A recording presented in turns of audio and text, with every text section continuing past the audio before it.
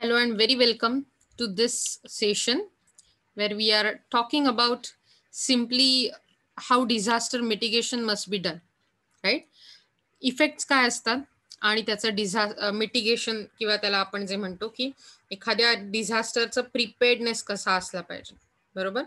आणि आपण बघणार आहोत फ्लड्स विषयी.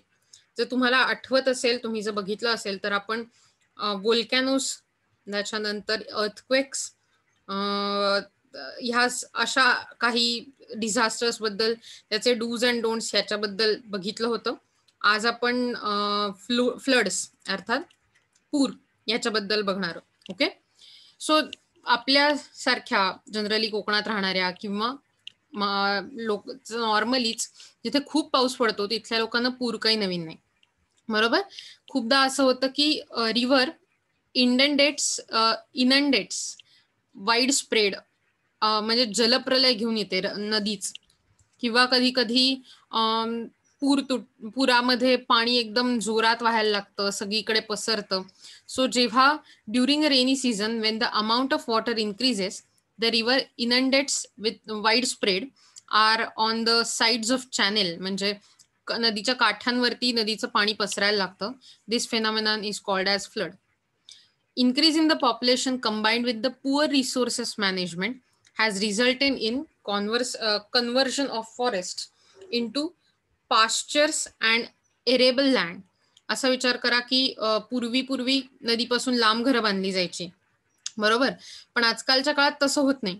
खूप नदीच्या जवळ जिथे जमीन मिळेल तिथे घर बांधायचं, बिल्डिंग बांधायची, विचार करायचा नाही कुठे ओहोळ आहे का, तो नदीला सपोर्ट करतोय का, काही नाही. डायरेक्ट जमीन दिसली, छोटा ओढा जरी असेल त्याच्यावरती कॉन्क्रीट घालायचं आणि काम सुरू. तुम्ही मध्यंतरी बघितली असेल कदाचित ती व्हिडिओ. बघितली होती का तुम्ही, मला सांगा. एक गाडी होती ती सिंक होल मध्ये, म्हणजे विहिरीत एकदम धसली एका रात्रीत. तुम्हाला आठवतं याची बातमी बघितल्याचं? बरोबर. त्याचं कारणच असं काही विचार न करता कन्स्ट्रक्शन करून टाकायचं. सो अशा प्रकारे या प्रकारच्या गोष्टीमुळे, तसंच आपण झाडं तोडून टाकतो, that is due to deforestation.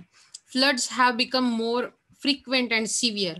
त्यामुळे पूर येण्याचं प्रमाण, पूर्वी काय व्हायचं, झाडं जी असायची ती पाण्याला धरून ठेवायची किंवा निदान अटकाव करायची घुसायला.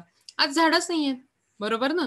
आणि त्यामुळे मोठ्या प्रमाणावरती पूर येण्याचं प्रमाण आणि त्याची कंडिशन, सिव्हिरिटी ही अतिशय वाढलेली आहे. सम ऑफ द इफेक्ट्स काय काय असतात, मी तुमच्या समोर हे 4 इफेक्ट्स समोर ठेवले. तुम्ही ते वाचून घ्या आणि मला सांगा तुम्हाला काय लक्षात येत आहे. पहिला इफेक्ट आहे तो loss of live and shelter असा आहे. दुसरा इफेक्ट आहे लॉस ऑफ ॲग्रिकल्चर. तिसरा आहे थ्रेट टू पब्लिक हेल्थ. आणि चौथा आहे फायनान्शियल इफेक्ट्स. चारही तुम्ही वाचून मला एक्सप्लेन करायचे काय लिहिलंय त्यात ते. ओके, मी तुम्हाला वेळ देते त्यासाठी. ओके. सो पहिला point, loss of live and shelter. काय सांगू शकाल तुम्ही या पॉइंट बद्दल मला?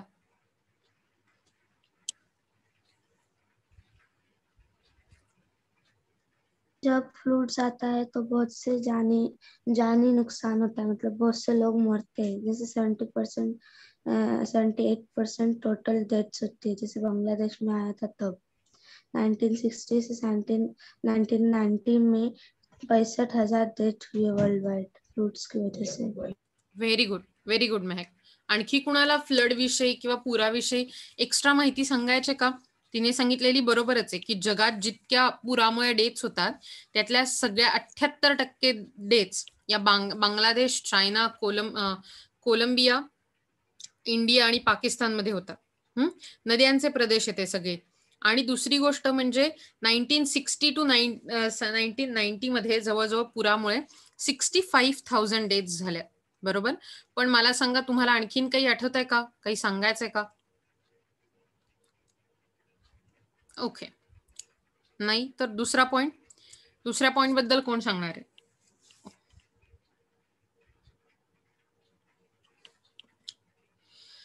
So loss of agriculture. Yes Mahak, सांग. बिहार और उत्तर प्रदेश और वेस्ट बंगाल में हर साल बहुत सी खेती को फ्लूड्स की वजह से नुकसान होता है. Very good.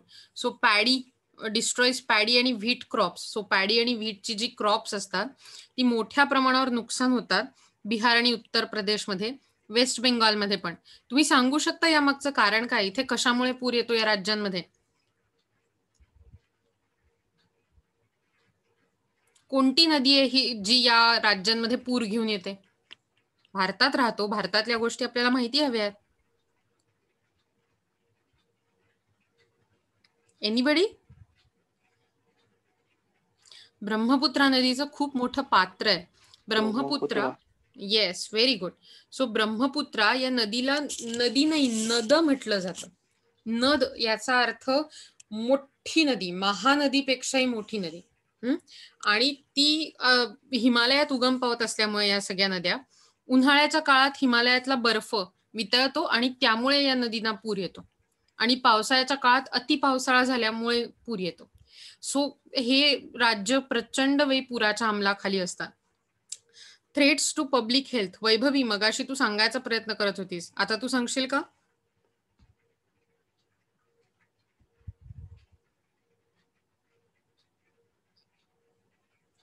Okay. So threats to public health बद्दल कोणाला काही सांगायचंय का? Yes ma'am. ओके, सांगा.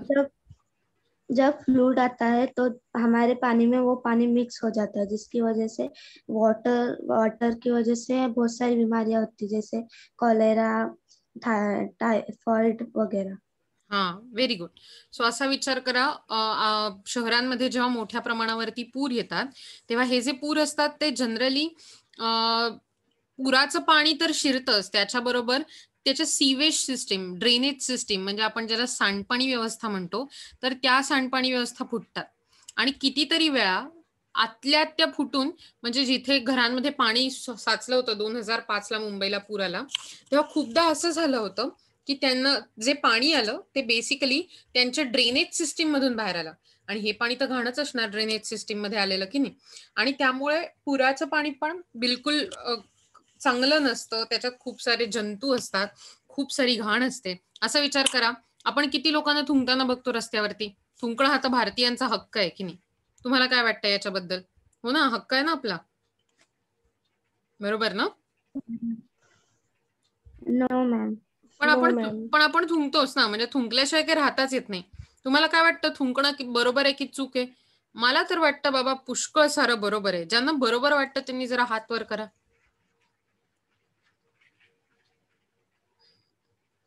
ओके, ज्यांना समोरचा माणूस थुंकल्यावर काही फरक पडत नाही अशा लोकांनी हात वर करा. तो थुंकलाय तर थुंकलाय, सवय असं. डोंट बी पेटी लाईक दॅट. तुम्ही एकदम खोटे हात नाही वर करू ठेवू शकत. कुणासाठी हात नाही वर करत आहात सांगा बरं? तुमच्या समोर आजपर्यंत कितीदा माणसं, हा येस, तर तुमच्या समोर कितीदा आतापर्यंत माणसं थुंकली असतील? सो तुम्ही एफसी शिकताय, राईट? एफसी म्हणजे काय? फाउंडेशन कोर्स, माणसाचं फाउंडेशन बनवणारा कोर्स. सो थुंकणं चांगलंच आहे ना, आपण भारतीय आहोत, आपली परंपरा आहे थुंकणं, बरोबर ना? No ma'am. सो असा विचार करा की आत्ताच्या काळात तर थुंकणं म्हणजे it's a highly dangerous thing.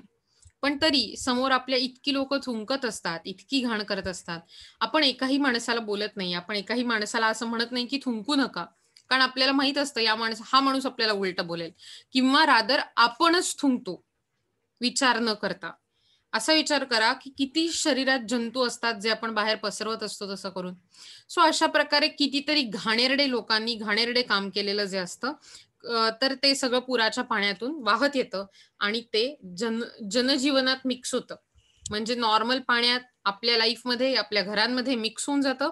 त्यामुळे खूप सारे वॉटरबॉर्न डिसीजेस म्हणजे पाण्यातून निर्माण होणारे डिसीजेस होतात, like typhoid, dysentery, cholera, gastro etcetera. हे डिसीजेस आत्ता जरी अतिशय सोपे वाटले तरी त्यांचं खूप मोठ्या प्रमाणावर झालेलं इन्फेक्शन हे हेल्थ हॅझार्ड असतो. आणि मुख्य गोष्ट म्हणजे कितीदा तरी त्याने जीवितहानी होण्याचाही धोका असतो. फायनान्शियल इफेक्ट्स म्हटलं तर खूप मोठ्या प्रमाणावर माणसं मृत्युमुखी पडतात.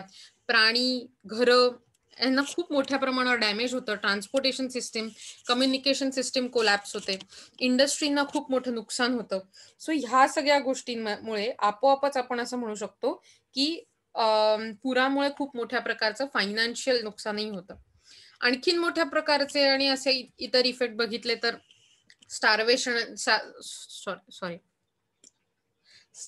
आणि माल nutrition, death of animals, forced migration and conflicts, soil erosion, अशा सगळ्या प्रकारचे खूप मोठे आणि म्हणजे असा विचार करा यातला प्रत्येक एक इफेक्ट घेतलात ना त्याच्या अख्ख्यावरती एक रिसर्च पेपर, एक नाही 2, 4, 5, 7 कितीही असे रिसर्च पेपर बनू शकतात. इतका मोठा इम्पॅक्ट होतो पुराचा. सो सॉइल इरोजन झालं तर चांगली जमीन जी असते, चांगली जी माती असते ती वाहून जाते आणि उरलेली माती ही सॅलिनेटेड म्हणजे क्षारयुक्त अशी उरते आणि त्यामुळे पिकं येत नाही. सो असे फ्लड्सचे खूप इफेक्ट असतात आणि ऑब्व्हियसली तुम्हाला असा क्वेश्चन विचारला जाऊ शकतो, explain the effects of flood. आता हे फ्लड टाळण्यासाठी किंवा त्याचा जो इम्पॅक्ट आहे तो कमी करण्यासाठी कुठल्या प्रकारची मेजर्स घेतली पाहिजेत? सो पहिलं रिस्क रिडक्शन मेजर, तिथे स्पेलिंग चुकलंय बरं का. Risk reduction measures, so to control floods, construction of a channel, dykes, dams etcetera. म्हणजे फ्लड कंट्रोल करण्यासाठी योग्य प्रकारे चॅनेल म्हणजे कालवा, डाईक्स आणि डॅम्स म्हणजे धरणं याचं योग्य प्रकारे नियोजन करणं गरजेचं आहे. मला माहित नाही तुम्हाला सगळ्यांना माहितीये का, पण सांगलीत पूर येतो दरवेळी, तुम्हाला माहितीये का? उत्तर द्या बरं का. दरवेळी मला तुम्हाला असं कन्व्हिन्स करायला जमणार नाहीये मित्रांनो की उत्तर द्या, उत्तर द्या, उत्तर द्या. नाहीतर मी तुमची बोरिंग लेक्चर घ्यायला सुरुवात करीन अतिशय, की ज्याच्यात अक्षरशः म्हणतात तसं काही इतर गोष्टींपेक्षा वेगळं नाहीये. मी तुम्हाला नेहमी फ्रीनेस देण्याचा प्रयत्न केलाय, पण तुम्हाला जर मला उत्तर देता येत नसतील तर मग मलाही खूप अतिशय बोरिंग लेक्चर घ्यायला लागेल तुमचं. So don't do that with me. येतंय लक्षात? तुम्हाला जर उत्तर द्यायला कंटाळा येत असेल तर मला तुम्ही सुटेबल वेळ सांगा, तेव्हा आपण लेक्चर घेऊ. सकाळ सकाळ इतक्या लवकर असताना तुम्हाला कंटाळा कसला येतो? तुम्हीच सगळी हुशार मुलं आहात की नाही? तुम्हाला शिकायची इच्छा आहे की नाही? मग आपण काय करतोय? आपण शिकायचाच प्रयत्न करतोय ना. मग उत्तर द्या. तुम्ही जर उत्तर दिली नाही, मी बरं काही कठीण पण प्रश्न विचारत नाहीये की नाही. मग मी तुम्हाला काहीतरी एकदम रॉकेट सायन्स ओरिएंटेड प्रश्न विचारलेत नाही. मी तुम्हाला आलेले अनुभव विचारते. बरं, आजपर्यंत तुम्ही काही बोलल्याबद्दल मी काही ओरडल्याचं मला आठवत नाहीये मित्रांनो आणि मैत्रिणींनो. ओरडले का मी की तुम्ही बोललात आणि म्हणून मी ओरडलीये? ठीक आहे, सुरू करूया आपण. तुम्हाला जर काय बोलायचं असेल तर सांगू शकता. सो मी तुम्हाला म्हणत होते की तुम्हाला सगळ्यांना सांगलीत आलेला पूर आठवत असेल, माहिती असेल, बरेच दिवस झाले म्हणजे बरेच वर्ष पूर येतोय, हो ना? Yes ma'am. मग असा विचार करा, कुणाला माहितीये का येतो हा पूर? कारण तिथे कर्नाटकमध्ये एक धरण आहे आणि आपल्याकडे कोयना धरण आहे, त्यांचं प्रॉपर कोऑर्डिनेशन नाहीये, त्याच्यामुळे पुराचं पाणी खूप वाढतं आणि त्या भागामध्ये पूर येतो. Very good, very good Ambar. So कर्नाटकात अलमट्टी नावाचं धरण आहे आणि सांगलीतून वाहणारी म्हणजे सांगली जिल्ह्यातून स्पेसिफिकली वाहणारी जी नदी आहे जिचं नाव आहे कृष्णा नदी, बरोबर ना? आणि असा विचार करा की ही जी कृष्णा नदी आहे ती अलमट्टी धरणात म्हणजे तिथे अडवलेलं आहे तिला पाणी. जेव्हा कधी जास्त पाऊस पडतो किंवा मोठ्या प्रमाणावर, ज्याला आपण मगाशी एक शब्द बघितला होता आणि हा शब्द खूप मस्त आहे तुम्हाला लक्षात ठेवायला, इनंडंट. एक सेकंड, मी पण त्याचं प्रोनाउन्सिएशन विसरले. हा, इनंडेट्स. ओके, हा शब्द आहे हा इथे जो तुम्हाला दिसतोय तो फ्लड्सच्या नंतर. इनंडेट याचा अर्थ असतो जलप्रलय. सो जेव्हा नदीपासून खूप मोठा फुगवटा निर्माण होतो ना नदीच्या पाण्याचा, तेव्हा धरणाच्या बॅकवॉटरमध्ये म्हणजे धरणाच्या मागे जे पाणी अडवलेलं असतं त्यात फार मोठ्या प्रमाणावर वाढ होते. आणि अशा वेळी आता हे कसं आहे, नदीचं पाणी अडतंय महाराष्ट्रात आणि अडवलं कुठल्या धरणामुळे जात आहे तर अलमट्टी धरण, जे हे कर्नाटक राज्यात. सो या 2 राज्यांचं कोऑर्डिनेशन असणं गरजेचं आहे की कधी पाणी आणि किती सोडायचं. काय होतं की तिकडनं पाणी सोडलं तर पुढच्या राज्यांमध्ये म्हणजे कर्नाटक राज्यात पूर येण्याची शक्यता असते. आणि सोडलं नाही तर सांगलीत पूर येतो किंवा सांगली जिल्ह्यात पूर येतो किंवा थ्रू आउट. तुम्ही जर बघितलं असेल तर तिथे खूप मोठ्या प्रमाणावर शेत आहेत लांब लांब आणि अगदी पूर्ण खचाखच पाण्याने भरून जातात जेव्हा पूर येतो. एक एक मजल्यापर्यंत पूर येतो सांगलीच्या. म्हणजे खूपदा असं होतं की तिथे फार कमी पाऊस पडतो त्या म्हणजे कोकणाच्या तुलनेत, असं मी म्हणते. मी काही चिडवत नाहीये कोणत्याही ना.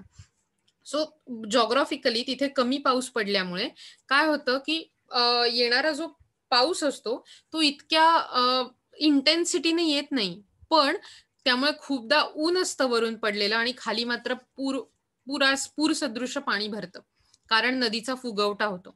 सो अशा प्रकारे जी चॅनेल्स, कालवे, डॅम्स हे कन्स्ट्रक्ट करताना अगदी त्याने जसं सांगितलं असं अंबरने की त्यात कोऑर्डिनेशन असलं पाहिजे. दुसरी गोष्ट प्रिपेअर्डनेस मेजर्स, म्हणजे तुम्ही कशा प्रकारे प्रिपेअर झालं पाहिजे. कुठल्याही डिझास्टरच्या बाबतीत लक्षात ठेवा, जेव्हा तुम्हाला त्याचे इफेक्ट आणि प्रिपेअर्डनेस नाही, इफेक्ट आणि मिटिगेशन याचा अर्थ असतो सगळ्या दृष्टीने तयार असणं. तर या 3 गोष्टी महत्वाने तुम्हाला लिहायला लागतात डिझास्टर मिटिगेशन मध्ये: risk reduction measure, preparedness measures आणि post disaster needs. Okay, so preparedness measures मध्ये detection of floods and warning system.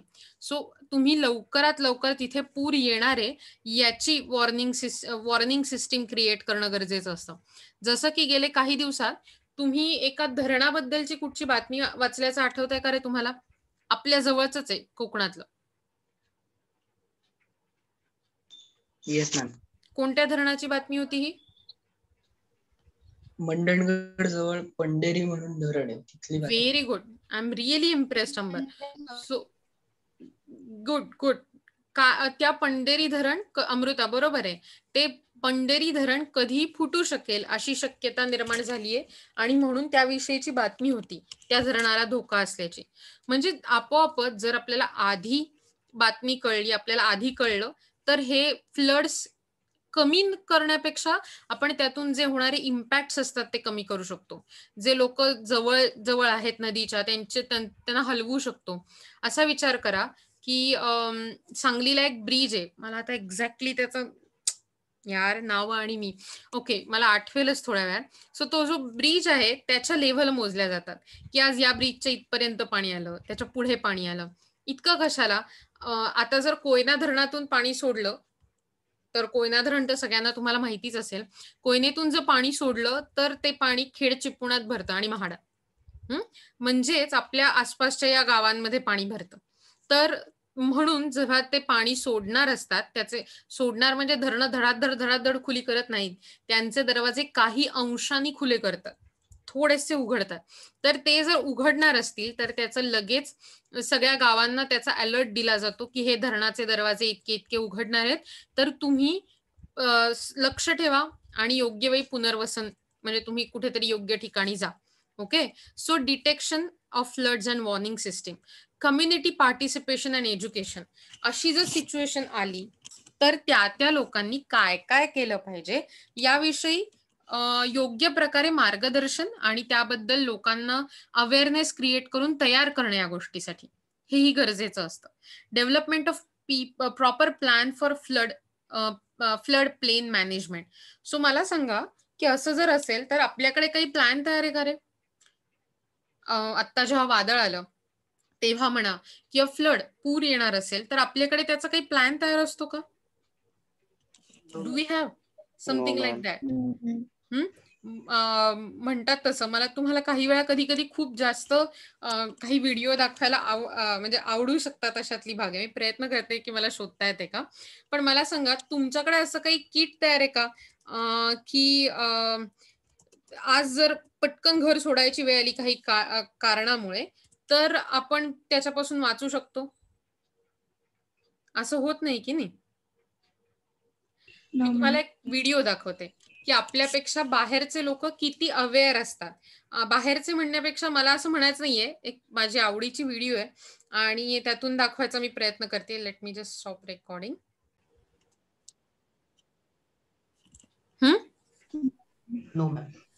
म्हणजे मला माहितीये पण आपण साधा विचारही करत नाही की समजा एखादी गोष्ट आली तर माझ्याकडे काय तयार पाहिजे. माझी सगळी महत्वाची कागदपत्र कदाचित माझ्या घरात असतात, माझे खूप सारे पैसे घरात असतात, माझ्या मोबाईलला कितीतरी वेळा चार्जिंग नसतं आणि अतिशय महत्वाच्या गोष्टी, माझी औषधं कुठेही एकत्र नसतात. आपल्याकडे कोरडा जिन्नस तयार नसतो खूपदा. म्हणजे हे मी माझ्याकडे तयार असं म्हणतच नाहीये. हा, आपल्या सगळ्यांनी करायच्या गोष्टी आहेत या. आणि म्हणून त्यांनी म्हटल्याप्रमाणे की प्रॉपर प्लॅन कुठल्याही गोष्टीसाठी, याला काही फार कष्ट लागत नाहीत बरं का. आपण जर एक किट तयार करायचं ठरवलं स्वतः, की जे इमर्जन्सी इव्हॅक्युएशन किट असेल, तर ते फार सहजी करता येऊ शकतं.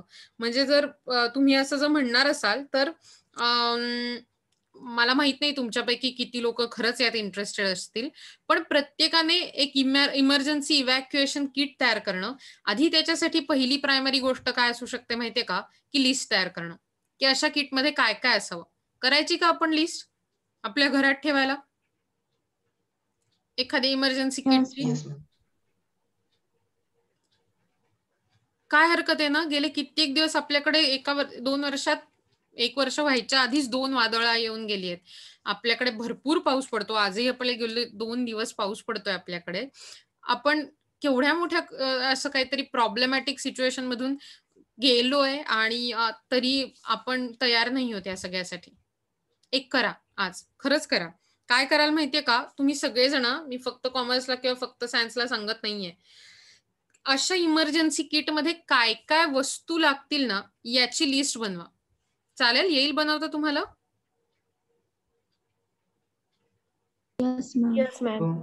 काय करूया माहितीये का, आपण मी तुमच्याकडे एक गुगल शीट टाकते. ती तुमच्या दोघांच्याही ग्रुपवरती, सायन्स आणि कॉमर्सच्या सेम. तुम्हाला जे जे आयटम वाटतायत ना त्यात डबल नाही टाकायचे, फक्त शक्यतोवर त्यात घालायचे आणि मग आपण त्याची एक फायनलाइज लिस्ट तयार करूया. चालणार आहे का? Okay ma'am. नक्की. आणि मग आपण तशा प्रकारे एक छान प्रोजेक्ट तयार करू शकतो आपला. सो मी तुम्हाला आज पाठवते ती लिस्ट गुगल शीट वरनं. Cool? We are good to go? Yes ma'am. Yep. प्रयत्न करूया काहीतरी वेगळं करण्याचा.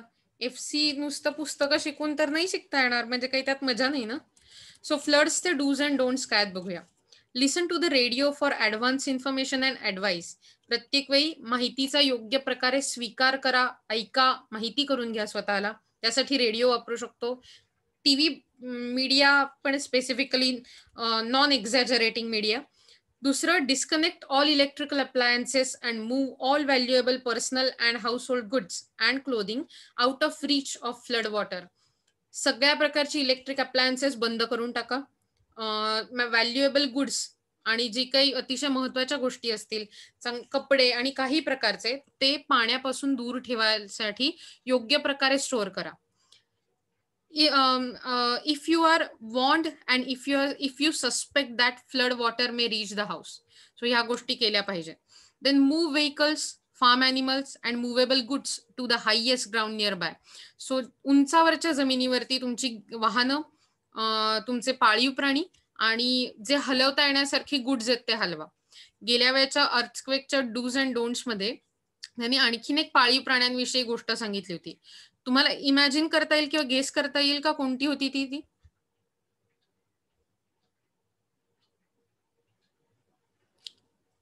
त्यांना मोकळं सोडून द्या. Very good, correct. त्यांना बांधू नका, त्यांना मोकळं सोडून द्या. काय, प्रत्येकाकडे स्वतःचा जीव वाचवण्याची इन्स्टिंक्ट असते, पण केवळ ही लोक दावणीला बांधलीत, पट्ट्याला बांधून ठेवलीत आणि म्हणून त्यांना वाचवताच आलं नाही स्वतःला, असं होता कामा नये. देन सो म्हणजे तुमच्या फ्री करा ॲनिमल्सना. Prevent dangerous pollution, move all insecticides out of reach of the water. कुठच्याही प्रकारे काय होऊ शकतं, आपल्याकडे समजा हीट आहे साधं, तुम्हाला हीट तर सगळ्यांनाच माहिती असेल ना. तर हीट जे असतं, समजा ते पाण्याच्या जवळ आलं तर ते पाण्यात मिक्स होणार. उद्या हेच पाणी समजा पुराचं पाणी वाहत आहे, तर माझ्याकडचं विषारी पाणी जे हीट मिक्स होऊन तयार झालंय ते त्या पुरात मिक्स होणार आहे आणि सगळीकडे विषारी पाणी जाणार आहे. तुमच्या लक्षात येत आहे?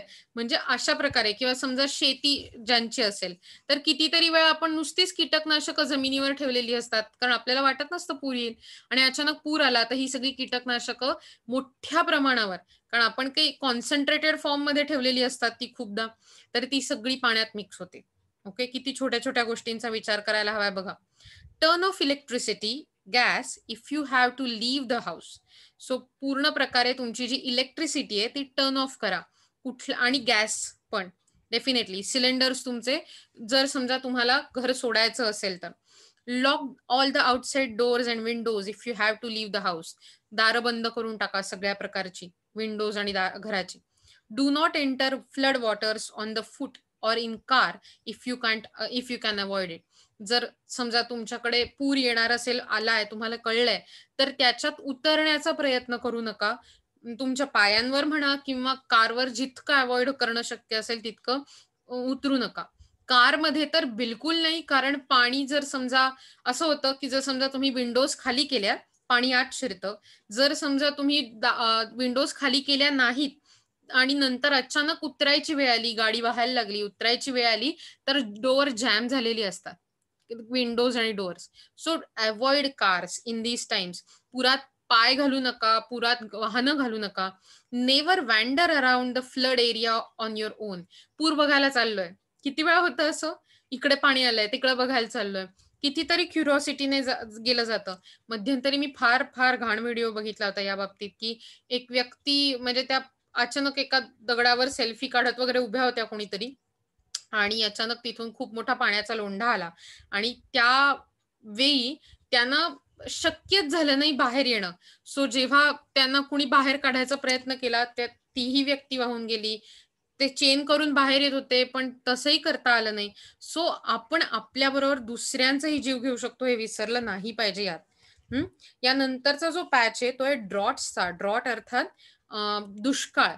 Drought is a climatic anomaly characterized by deficient supply of moisture resulting either from subnormal rainfall, erratic rainfall distribution, high water need, or a combination of all the factors. So दुष्काळ मला वाटतं भारतासाठी काही नवीन नाही. अर्थातच आपण त्या बाबतीत थोडेफार आपण म्हणजे कोकणातले राहणारे लोक असं मी म्हणते, त्या बाबतीत खूप सुखी होत, कारण आपल्याकडे खरंच खूप पाऊस पडतो. बरोबर आहे की नाही? कधी कधी असं म्हणतं आपल्याकडे ओला दुष्काळ होतो, पण सुका फार कमी वेळा होतो. सो सुका जो असतो तो खूपदा आपल्याला पश्चिम महाराष्ट्र, विदर्भ, मराठवाडा या ठिकाणी पाहायला मिळतो, आणि फार फार कष्ट होतात. म्हणजे recently what I have seen is, मी संत तुकाराम वाली मूवी बघितली होती, तुकाराम, जितेंद्र जोशी ज्यात अभिनय करतो ती वाली. तर ती मूवी बघताना मला तिथे दुष्काळाचं असं जे चित्रण दिसलं, इतकं भयावह येते, इतकं भीतीदायक. पण दुष्काळ अशा ठिकाणी जिथे it's escalating impacts of droughts have increasing drawn attention to the scientists, planners, and society. The vulnerability of drought in relation to the increasing needs of the growing population has become a point of great concern, especially on the foods front. अन्न सुरक्षाच राहत नाही ना काही, आणि म्हणून ह्या मुद्द्याने खूप लोकांचं लक्ष वेधून घेतलंय.